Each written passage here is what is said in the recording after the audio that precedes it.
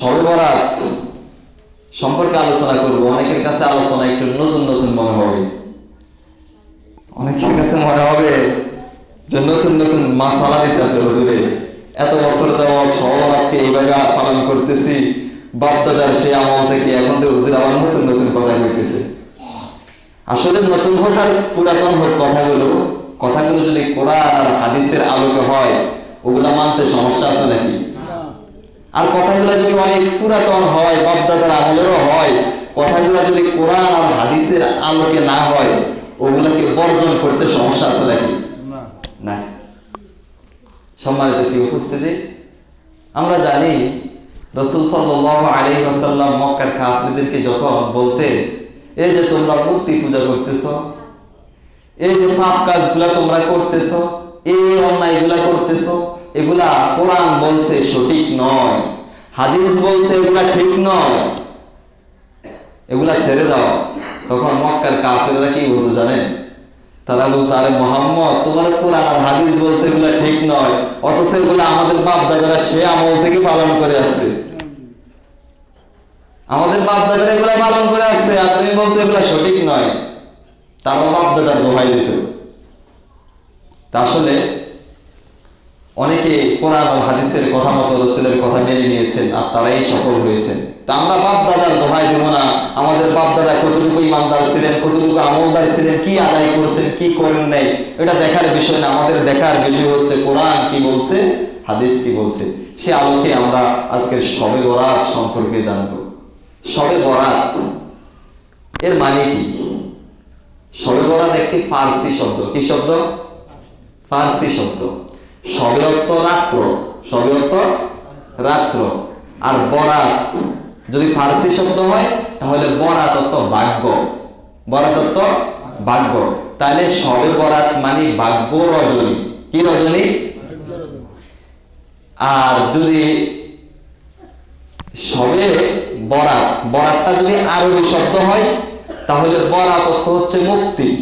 ফার্সি শব্দ হইলে বরাত অর্থ ভাগ্য, আর আরবি শব্দ হয়ে থাকলে বরাত অর্থ মুক্তি। তাহলে শবে বরাত অর্থ মুক্তি রজনী। তাহলে ফার্সি শব্দ হইলে অর্থ হয় ভাগ্য রজনী, আর আরবি শব্দ হইলে মুক্তি রজনী। তবে ভাগ্য রজনী যদি কথাটা হয় তাহলে সঠিক নয়, সঠিক নয়। কেন নয়? এটা দলিল অনেকে এভাবে দিছে, আমরা মনে করি যে শবে বরাত অর্থ ভাগ্য রজনী। দলিল দিছে কই থেকে? তারা কোরআনুল কারীমে সূরা দুখান থেকে দলিল দিছে, ইন্না আনজালনাহু ফি লাইলাতিন মুবারাকাতিন ইন্না কুন্না মুনদিরিন। আমি তো ইহা অবতীর্ণ করেছি এক মুবারক রজনীতে, আমি তো সতর্ককারী। ফিহা ইউফরাকু কুল্লু আমরিন হাকিম, এই রজনীতে প্রত্যেক প্রজ্ঞাপূর্ণ বিষয় স্থির করা হয়। তার মানে আল্লাহ এখানে বলছেন, আমি ইহা নাজিল করেছি এক বরকতময় রাত্রে। এখন অনেকে মনে করে বরকতময় এই রাত্রটা শবে বরাতের রাত্র। আসলে কোরআন কি শবে বরাতের রাত্রে নাজিল হয়েছে নাকি? না। লাইলাতুল কদরের রাত্রে, রমজানের লাইলাতুল কদরের রাত্রে কোরআন নাজিল হয়েছে। এখানে আল্লাহ সেই কথাই বলছেন, ইহা এক বরকতপূর্ণ রাত্রে নাজিল হয়েছে। অনেকেই বলতেছে এই বরকতপূর্ণ রাত্র শবে বরাত। আসলে না, এই বরকতপূর্ণ রাত্র হচ্ছে লাইলাতুল কদর। যেহেতু লাইলাতুল কদরে কোরআন নাজিল হয়েছে। কই থেকে জানলাম? কোরআন থেকে জানলাম। ফিহা ইউফরাকু কুল্লু আমরিন হাকিম, এই রজনীতে প্রত্যেক প্রজ্ঞাপূর্ণ বিষয়ের ভাগ্য নির্ধারণ করা হয়। কোন রাত্র? এই শবে বরাতের রাত্র না। কোন রাত্রে কোরআন নাজিল হয়েছে? কদরের রাত্রে। তার মানে কদরের রাত্রে ভাগ্য নির্ধারণ করা হয়। কিন্তু আমরা মনে করি শবে বরাতে ভাগ্য নির্ধারণ করা হয়। তাহলে আমরা কই থেকে জানলাম? কোরআন থেকে জানলাম। কোনো সমস্যা আছে? তাহলে শবে বরাত ভাগ্য রজনী নয়। আর মুক্তি রজনী যদি বলা হয় তাহলে একটু সঠিক, একটু বলতে সঠিক। কেন সঠিক? হাদিসের মধ্যে এসেছে আল্লাহ তাআলা এই রাত্রে অসংখ্য মানুষকে তার পাপ থেকে মুক্তি দান করেন। সুবহানাল্লাহ। তাহলে মুক্তি রজনী হতে পারে। তবে শবে বরাত শব্দটি কোরআনেও নাই, হাদিসেও নাই। অবাক লাগছে না? কি কইতাছে হুজুর? এত বছর হলো আমরা শবে বরাত শুনতেছি, কোরআনও নাই, হাদিসও নাই, শবে বরাত এটা কেমন শব্দ? আসলেই নাই। এই দিনটিকে হাদিসের ভাষায় বলা হয়েছে লাইলাতুল নিসফি মিন শাবান, শাবানের মধ্য রজনী। হাদিসের ভাষায় কি বলা হয়েছে? লাইলাতুন নিসফি মিন শাবান, শাবানের মধ্য রজনী, যেটাকে আমরা শবে বরাত বলে থাকি। সেই সম্পর্কে আজকে আলোচনা করব ইনশাআল্লাহ। সম্মানিত প্রিয় হাজিরিন, তবে এই রাত্রির গুরুত্ব আছে, গুরুত্ব আছে এই রাত্রির। যেমন হাদিস শরীফের মধ্যে এসেছে, হযরতে আবু মুসা আল-আশআরী রাদিয়াল্লাহু থেকে বর্ণিত, তিনি বলেন, নবী করিম সাল্লাল্লাহু আলাইহি ওয়াসাল্লাম বলেন, قال إن الله لا يطلع في ليلة النصف من شعبان فيغفر لجميع خلقه إلا لمشرك أو مشاهد।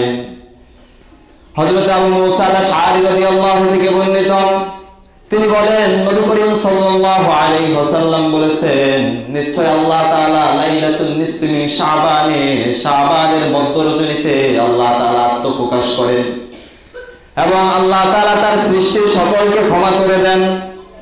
ইল্লা লিমুশরিকিন আও মুশাহিন, মুশরিক আর হিংসুক ব্যতীত আল্লাহ তাআলা তার সৃষ্টির সকলকে ক্ষমা করে দেন। সুবহানাল্লাহ।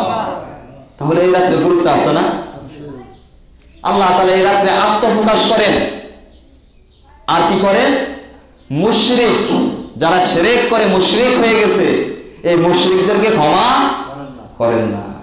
মুশরিক কিভাবে হয়? যারা আল্লাহর সাথে শিরক করে, শিরক আকবর যারা করে, এরা আস্তে আস্তে শিরক করতে করতে কি হয়ে যায়? মুশরিক হয়ে যায়, ঈমান হারিয়ে ফেলে। আজকে সেই শিরক আমাদের সমাজে আছে নাকি নাই?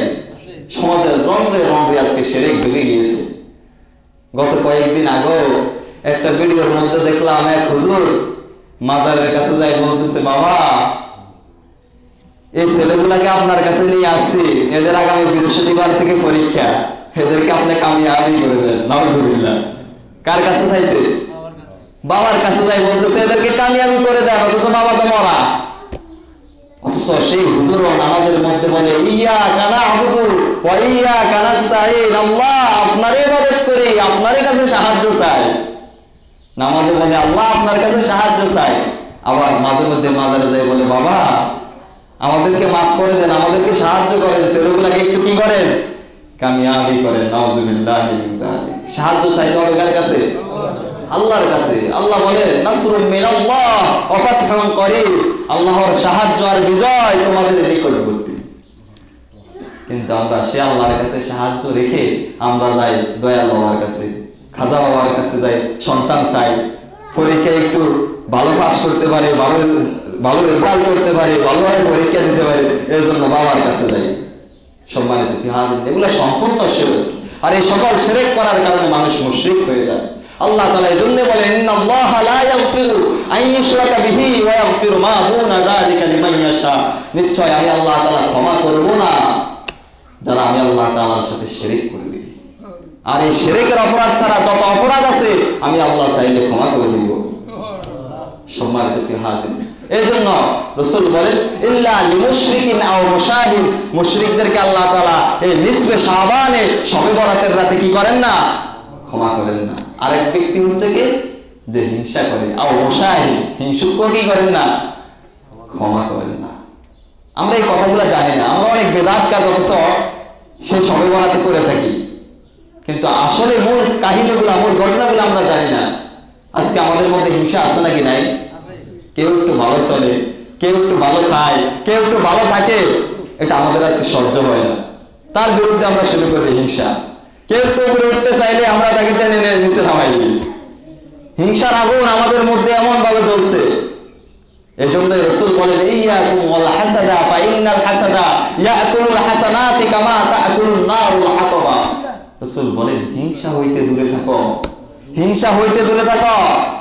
হিংসা নেকিকে এমন ভাবে ধ্বংস করিয়া দেয়, আগুন যেভাবে শুকনো কাঠকে ধ্বংস করিয়া দেয়, আগুন যেভাবে জ্বালিয়ে পুড়িয়ে ছাই করে দেয়, হিংসা নেকিকেও সেভাবে ছাই করে দেয়।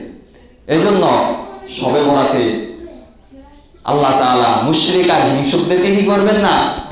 ক্ষমা করবেন না। অন্য বর্ণায় রয়েছে আরো 3 ব্যক্তিকেও ক্ষমা করবেন না, যারা পিতামাতার অবাধ্য সন্তান, পিতামাতার অবাধ্য সন্তান, পিতামাতার সাথে বেয়াদবি করে, এমন সন্তানদেরকে আল্লাহ কি করবেন না? ক্ষমা করবেন না।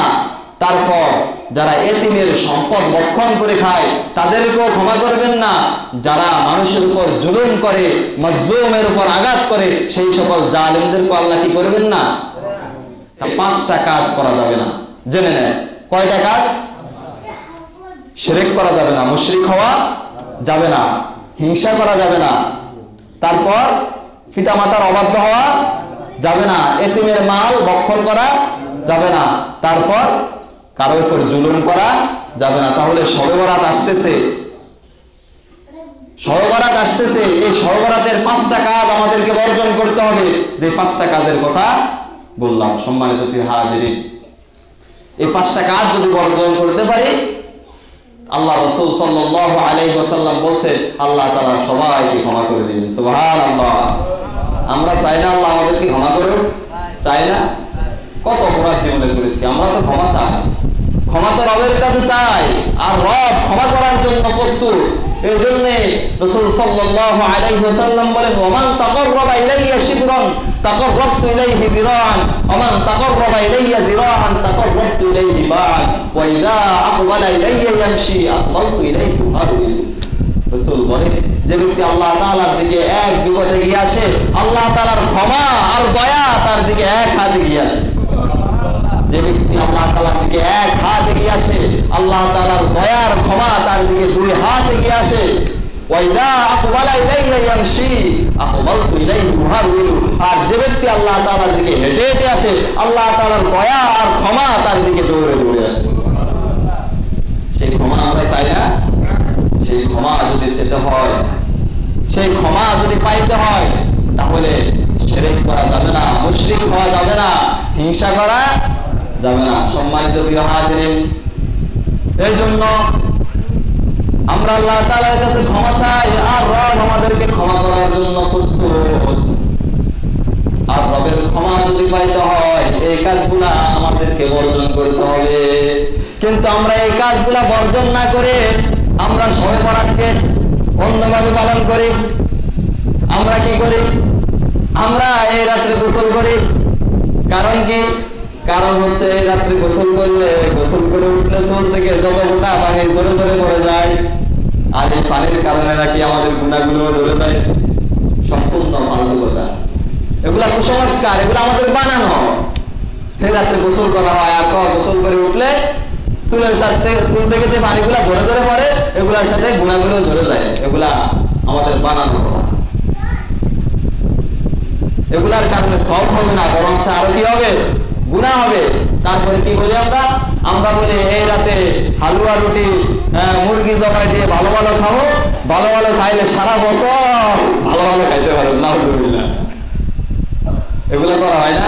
এগুলা সম্পূর্ণ বেদাত, এগুলা সম্পূর্ণ বেদাত। এগুলা আমাদেরকে বর্জন করতে হবে। আরো কত কুসংস্কার আছে এই শবে বরাত নিয়ে একটা করে। যেমন শহরের দিকে অনেক আনন্দ ফুর্তির সাথে শবে বরাতকে পালন করা হয়, এগুলা সম্পূর্ণ নাজায়েজ। সম্মানিত হাজিরিন, এজন্য রবের ক্ষমা যদি চাইতে হয়, ওই 5টি কাজ আমাদেরকে বর্জন করতে হবে। আর এই 5টি কাজ যদি বর্জন করতে পারি, রব আমাদেরকে ক্ষমা করে দিবেন। কত বড় গুনাহগার হয়েছেন আপনি, রবের কাছে তাওবা করেন আর ফিরে আসেন, আপনার রব আপনাকে ক্ষমা করতে প্রস্তুত।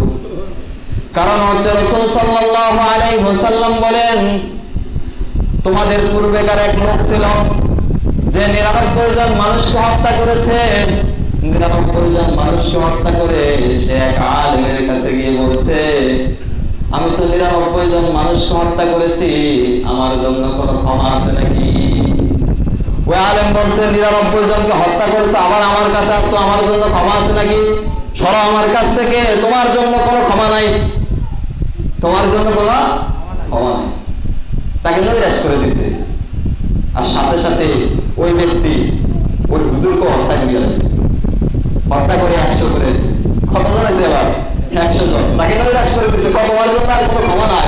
অথচ আল্লাহ বলছে, লা তাকুনাতু মির রাহমাতিল্লাহ, আমার রহমত থেকে তোমরা নৈরাশ হওয়া যাবে না। ওই ব্যক্তি আলেমকে হত্যা করে 100 পুরাইলো, কিন্তু তার মনে একটাই চিন্তা, হায়রে আমাকে তো মরতে হবে, আমাকে তো মরতে হবে,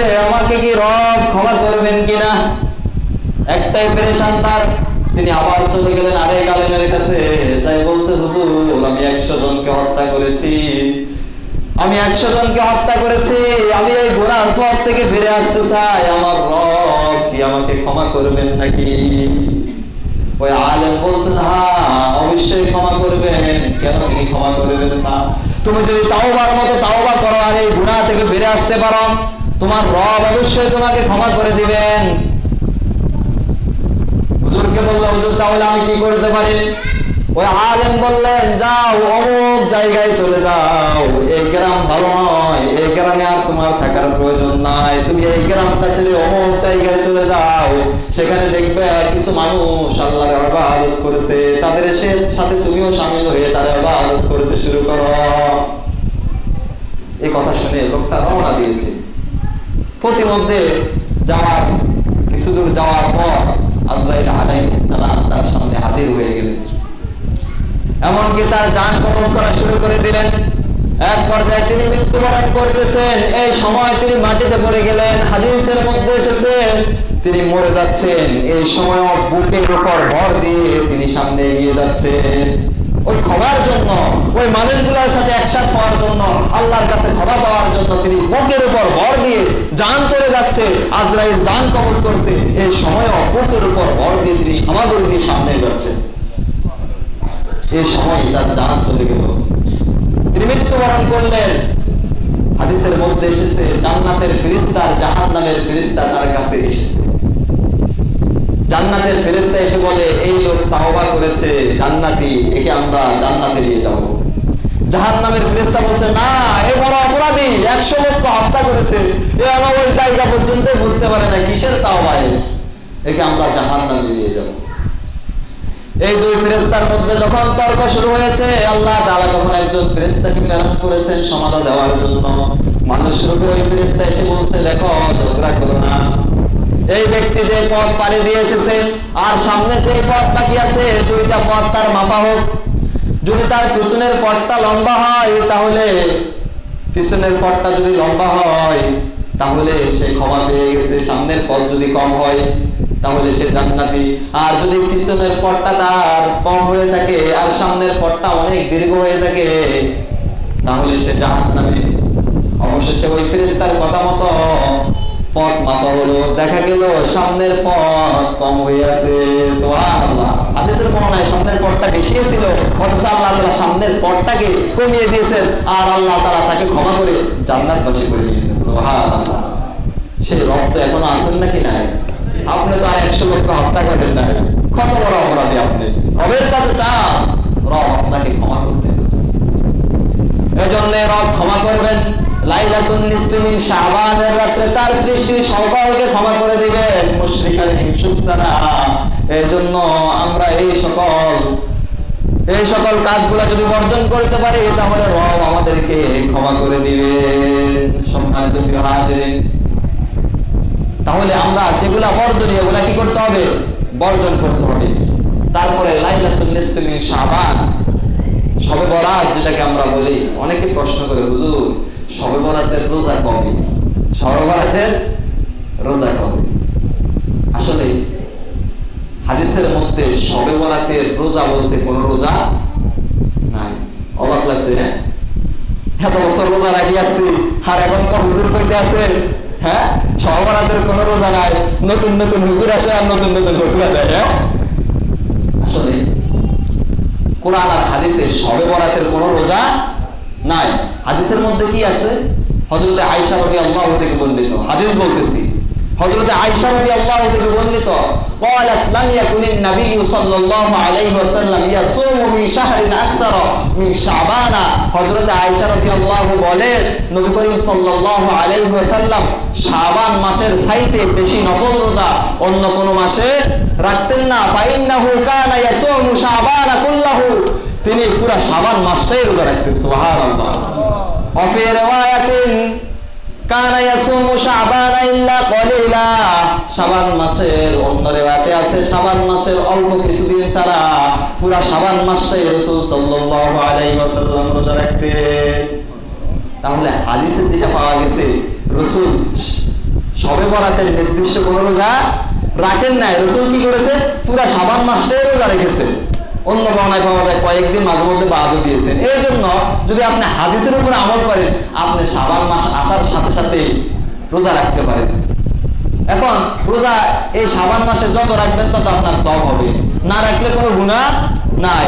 আপনি একটা বাদ দিয়ে একটা রাখবেন না, 5টা রাখবেন না, 10টা রাখবেন, সেটা আপনার ইচ্ছা, কোনো সমস্যা নাই। অন্য হাদিসের মধ্যে আছে যে শুধু রমজানের 2-1 দিন আগের দিন অথবা তার আগের দিন, এই 2-1 দিন রোজা রাখতে নিষেধ করেছেন রাসূল। তারপরে বলেছেন যারা রাখতে অভ্যস্ত তারা রাখলে কোনো সমস্যা নাই। তাহলে হাদিস থেকে পেয়েছি রাসূল এই শাবান মাসে বেশি বেশি রোজা রাখতেন, কিন্তু আমাদের মতো ওই নিসফে শাবান শবে বরাতকে ঢুকাইতেন না রোজা রাখার জন্য। সহিহ হাদিস বলছি। এবার আসে, তাহলে আমরা কি করব? এই মাসে বেশি বেশি রোজা রাখবো, যদিও মাসের অর্ধেক শেষ। তাছাড়া রাসূল আরো 3টা রোজা রাখতেন। হাদিসের মধ্যে পাওয়া যায় রাসূল প্রত্যেক মাসে 13, 14, 15 তারিখ, আরবি মাসের 13, 14, 15 তারিখে আইয়ামে বীজের রোজা রাখতেন। আর রাসূল বলেন যে ব্যক্তি এই 3টা রোজা রাখবে আল্লাহ তাআলা তাকে পুরো 1 বছরের রোজা রাখার সওয়াব দান করবে। সওয়াব কম না বেশি? সহিহ হাদিস, এগুলা সহিহ হাদিস। সম্মানিত হাজিরিন, তাহলে 14 শাবান দিবাগত রাত্রে হচ্ছে নিসফে শাবান, অর্থাৎ আমরা যেটাকে শবে বরাত বলি, এটা হচ্ছে কয় তারিখে? 14 তারিখে। তাহলে আগামী কালকে হচ্ছে 13 তারিখ, পরশুদিন হচ্ছে 14 তারিখ, অর্থাৎ 25 তারিখ। পরশুদিনে হচ্ছে শবে বরাত। তাহলে আপনি যদি 13 তারিখ থেকে রোজা রাখেন, আগামী কালকে থেকে কিসের রোজা রাখবেন? আইয়ামে বীজের রোজা রাখবেন। নিয়ত থাকবে আপনার শবে বরাতের রোজা নয়, আইয়ামে বীজের রোজা। আর আইয়ামে বীজের রোজা 13 তারিখ থেকে রাখে, তাহলে আপনি 13 তারিখে রাখলেন আগামী কালকে, তারপরে 14 তারিখ শবে বরাতের দিন, তাও আইয়ামে বীজের রোজা, তারপরে 15 তারিখ আইয়ামে বীজের রোজা। তাহলে শবে বরাতের যে 3টা রোজা রাখতেন, এই 3টা রোজা রাখতে আপনাদেরকে নিষেধ করে নেয়, তবে নিয়তটাকে পরিবর্তন করে শবে বরাতের রোজা না রেখে রাখবেন আইয়ামে বীজের রোজা। কিসের রোজা? এটা সহিহ হাদিস। এখন আপনি যদি কোন হুজুর সহিহ হাদিস বলেন না, আমরা শবে বরাতের দিন সারা জীবন রাখিয়েছি আপনাদের আমল থেকে, এখনো রাখুন, সেটা আপনার ইচ্ছা। তবে যেটা নাই সেটা যদি ইবাদতের জন্য রাখে, আসলে সেটা ইবাদত হবে না, বরং বিদআত হবে। আর রাসূল বলেন কুল্লু বিদআতিন দালালা, প্রত্যেকটা বিদআত হচ্ছে গোমরাহি। এখন বাপদাদার আমলটা মানবেন না কোরআন হাদিসেরটা মানবেন? সম্মানিত হাজিরিন, রোজা রাখতে আমি নিষেধ করে দেই।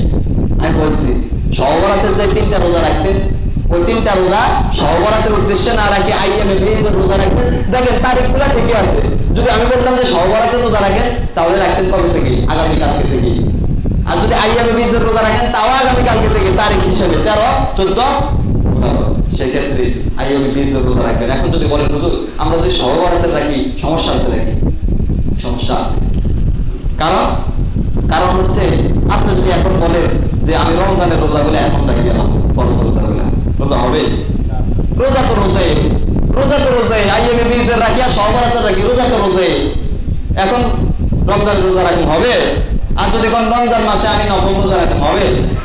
কারণ হচ্ছে যেটা যেখানে সেটা সেখানেই রাখতে হবে আপনাকে। অথচ আপনি রোজাই রাখছেন, আপনার রোজা হয় নাই। রমজান ছাড়া আপনার রোজা রাখার কারণে রমজানের ফরজ রোজাগুলা, আবার রমজান মাসে আপনি নফল রোজা রাখছেন, অথচ রোজাই তো রাখলেন কিন্তু নফল রোজা রাখছেন। নিয়তের পরিবর্তনের কারণে আপনার রোজা হয় নাই। সেক্ষেত্রে আপনার নিয়তকে পরিবর্তন করতে হবে। যদি আইয়ামে বীজের কথা মনে না থাকে, সেহরি খাওয়ার সময় মনে মনে এটা ধারণা করবেন ওই যে হুজুরে কইছে কোন রোজাগুলা জানি রাসূল প্রত্যেক মাসে রাখতো, সেই রোজাগুলাই রাখছি, আপনার নিয়ত হয়ে গেছে। নিয়ত করা লাগবে না, না ওয়াইতু আনা সুম্মা গাদাম মিন শাহরি রমাদানিল মুবারাক, এটা করা লাগবে না। মনে মনে আপনি যে ওই যে হুজুর 3টা রোজা রাখতে বলছে আইয়ামে বীজের নাম মনে না থাকলে আপনি ওই যে সেহরি খাইছেন আর ওই 3টা রোজা রাখছেন, আপনার রোজা হয়ে গেছে, নিয়ত করা লাগবে না। তাহলে আমরা 3টা রোজা রাখবো, আগামীকাল, তারপরে পরশুদিন, তারপরে দিন। আর শবে বরাত কয় তারিখে? 25 তারিখে। ক্যালেন্ডার গুলাতে এলোমেলো করছে একটু। 25 তারিখে, পরশুদিন হচ্ছে শবে বরাত। সম্মানিত হাজিরিন, এই হচ্ছে শবে বরাতের রোজা যেটাকে আমরা বলি। আর শবে বরাতের নামাজ, অনেকে বলে শবে বরাতের নামাজ কেমনে পড়বো, শবে বরাতের নামাজ কেমনে পড়বো, অনেকে বলে সূরা ইখলাস কতবার পড়বো, সূরা ফাতিহা কতবার পড়বো। আসলে শবে বরাত সবে বরাতের নামাজ পড়ছেন এরকম হাদিস পাওয়া যায় না। কি বুক করেছেন? নফল নামাজ। যেহেতু এই রাতটা গুরুত্বপূর্ণ, আপনার নফল নামাজ পড়েন, যত রাকাত ইচ্ছা তত রাকাত, সারা রাত পড়েন নফল নামাজ, কোনো সমস্যা নাই। কেমনে করবেন? অন্যান্য নফল নামাজ যেভাবে পড়েন সেভাবে পড়বেন, কোনো নতুন পদ্ধতি নেই। যে কোনো সূরা দিয়ে আপনি নামাজ আদায় করেন, 2 রাকাত পড়লেন না 200 রাকাত পড়লেন না 1000 রাকাত পড়লেন, এটা আপনার ইচ্ছা। তবে শবে বরাতকে কেন্দ্র করে শবে বরাতের নামাজ পড়বেন না, নফল নামাজ পড়বেন। কি নামাজ? শবে বরাতের কোনো নামাজ নাই, পড়বেন নফল নামাজ। অন্যান্য সময় যেমন নফল নামাজ পড়েন ওই রকম পড়বেন, যে কোনো সূরা দিয়ে পড়তে পারেন, কোনো সমস্যা নাই। তাহলে নামাজ নাই, ঠিক আছে, শবে বরাতে, তারপরও নামাজ পড়বেন ক্ষমার আশায়। কি নামাজ? নফল নামাজ। নামাজ পড়তে মানা করছি নাকি? যাই করবেন, হুজুর নতুন ফতোয়া দিতে কইছে কোনো নামাজ হতো না, না, নামাজ পড়বেন, নফল নামাজ পড়বেন। রোজা রাখবেন, আইয়ামে বীজের রোজা রাখবেন এই নিয়তে, আর না হয় এই নিয়তে রাখবেন যে রাসূল তো এই মাসে বেশি বেশি রোজা রাখছে, সেই উদ্দেশ্যে আমি রোজা রাখতেছি। আর যদি মনে করেন যে না, আমি শবে বরাতের নামাজও পড়তেছি, শবে বরাতের রোজাই রাখতেছি, আপনার রোজাও হবে না, নামাজও হবে না। সম্মানিত হাজির, সম্মানিত উপস্থিতি, এজন্য শবে বরাত লাইলাতুন নিসফি মিন শাবান, এর থেকে ঠিকই গুরুত্বপূর্ণ রাত নিসফে শাবান। কারণ হযরত আয়েশা রাদিয়াল্লাহু থেকে একটা দুর্বল হাদিসে, দাঈফ হাদিসের মধ্যে এসেছে, হযরত আয়েশা রাদিয়াল্লাহু শুয়ে আছেন, এমন সময় পাশে দেখেন রাসূল সাল্লাল্লাহু আলাইহি ওয়াসাল্লাম নাই। রাসূলকে পাশে না পেয়ে আয়েশা রাদিয়াল্লাহু বাইরে বের হলেন, আর বাইরে বের হয়ে দেখেন জান্নাতুল বাকিতে রাসূল সাল্লাল্লাহু আলাইহি ওয়াসাল্লাম আকাশের দিকে মাথাটা উঁচু করে তাকিয়ে আছে। আয়েশা রাদিয়াল্লাহু সেখানে গেলেন, আর আয়েশা রাদিয়াল্লাহুকে দেখে রাসূল সাল্লাল্লাহু আলাইহি ওয়াসাল্লাম বলছেন, হে আয়েশা, তুমি কি মনে করছো যে আল্লাহ আর আল্লাহর রাসূল তোমার সাথে অবিচার করবেন? আয়েশা রাদিয়াল্লাহু বললেন, না ইয়া রাসূলুল্লাহ, আমি এটা ভাবি নাই। আমি ভাবলাম যে আপনি আপনার অন্য কোনো স্ত্রীর গৃহে গেছেন কিনা, এই জন্য আমি আপনাকে খোঁজ করছিলাম, আপনাকে আমার পাশে না পেয়ে। হযরত রাসূল সাল্লাল্লাহু আলাইহি ওয়াসাল্লাম বলেন, আয়েশা, লাইলাতুন নিসফি মিন শাবানের মধ্য রজনীতে আল্লাহ তাআলা প্রথম আকাশে আসেন। সুবহানাল্লাহ।